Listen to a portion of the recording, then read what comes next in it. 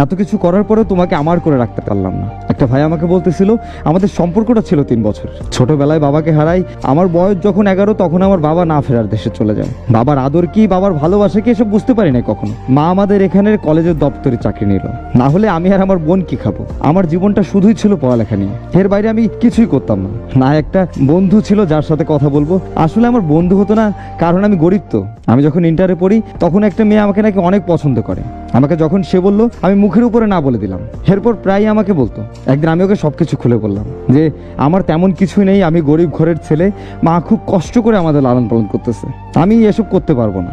তখনও বললো আমার এসব কিছুই লাগবে না, আমার তোমাকেই লাগবে, আর যদি তুমি না বলো তাহলে আমি সুইসাইড করবো। আমি ভয় পেয়ে রাজি হয়ে যাই। আমার কোনো ফোন ছিল না, কারণ সে সামর্থ্য আমার নেই। কলেজে বসে ঘন্টার পর ঘন্টা কথা হতো।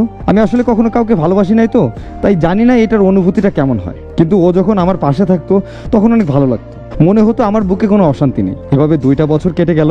আমি অনার্সে ভর্তি হয়ে একটা ছোট চাকরি নিলাম হোটেলে। মার বয়সও তো অনেক হয়েছে, আর কতদিনই বা পারবে এভাবে কষ্ট করতে। সংসারের দায়িত্বটা এখন আমার নেওয়া উচিত, কিন্তু আমি তো সেটাও পারছি না। পরিবারের বড় সন্তান আমি, মনে হয় সবকিছু আমার উপরেই। আমি যখন থেকে হোটেলে চাকরি নেই তখন থেকেই কেমন যেন একটা দূরত্ব বেড়ে যাচ্ছিল আমাদের। ও কথা কম বলতো, যতটুকু না পারলেই না। আমি বুঝতে পারতেছিলাম না যে মানুষটা ঘন্টার পর ঘন্টা অপেক্ষা করতো কখন একটু কথা বলবে, সে মানুষটাই আজ কিভাবে এতটা পরিবর্তন হতে পারে।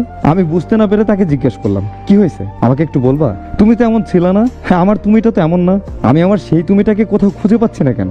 আমি কি কোনো ভুল করছি? আর যদি ভুলেও করে ফেলি আমাকে মাফ করে দাও প্লিজ। তবু আমার সাথে এমনটা করো না, কারণ আমি তোমাকে অনেক ভালোবাসি। তখনও আমাকে বললো আমার ভালো লাগতেছে না, আমি বাসায় যাব, পরে কথা হবে। পরে আমি ওর বান্ধবীর কাছ থেকে জানতে পারি আমার হোটেলে চাকরি করা নিয়ে অনেকেই ওর কাছে অনেক কথা বলেছে, যে ছোট লোকের সাথে কেন প্রেম করিস, এখানে তোর ভবিষ্যৎ কি, ওর সাথে প্রেম করলে তোর জীবনটাও শেষ হয়ে যাবে। তখন আমি অনেক ভাবলাম কথাটা তো সত্য। আমি ওকে আজ অব্দি তো একটা ভালো জায়গায় ঘুরতে নিয়ে যেতে পারি নাই, একটা গিফটও দিতে পারি নাই। আমার সাথেও থাকবে কেন? জানেন ভাই, খুব কষ্ট হচ্ছিল নিজেকে বোঝাইতে। ভালোবাসার মানুষটাকে ছেড়ে দেওয়াটা এতটা সহজ না। মনে হয় ভেতর থেকে সবকিছু শেষ হয়ে যাচ্ছে। তার কিছুদিন পরেই ও আমাকে বলে ওর বাসা থেকে বিয়ে ঠিক করছে, আর এবার নাকি ও আর না করতে পারবে না। আমাকে বললো তোমার আমাকে বিয়ে করতে হলে ভালো চাকরি করতে হবে, আর তারা সেই সময়টুকু দিবে না। সারা জীবন একসাথে হাতটা ধরে থাকার কথা ছিল। তুমি যেখানেই থাকো তুমি ভালো থাকো, সুখে থাকো, এই দোয়া করবো। পড়ালেখার করা হয়নি, দিনরাত শুধু কাজই করতাম। আমি কখনো ওর খোঁজ নেই, আর সেও নেয় না।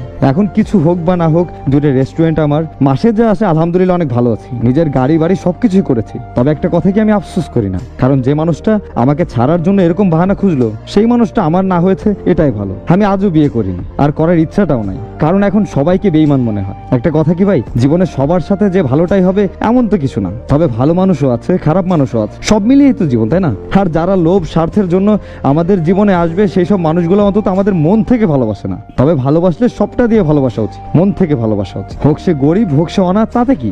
ভালোবাসলে তাকে সবটুকু দিয়ে ভালোবাসুন, আর না পারলে দরকারই নাই এমনটা করার। আপনার এই মিথ্যে ভালোবাসা কারো জীবন শেষ করে দিতে পারে। আসল কথা হচ্ছে বেঈমানি সবাই করে না, একজন করে, আর আমরা সবার উপর থেকে বিশ্বাস উঠিয়ে নিই। শুনেছিলাম মানুষ বদলায়, আসলেই বদলায়। তবে সত্যিকারে ভালোবাসা থাকলে সেটা কখনো বদলায় না। তাতে যত ঝড় তুফান আসুক ভালোবাসার মানুষটা ছেড়ে দেয় না। আর যারা গিয়েছে তারা তো কখনো তাইলে ভালোবাসে নাই। ভালো থাকবেন সবাই, ভালো রাখবেন সবাই। আল্লাহ হাফেজ।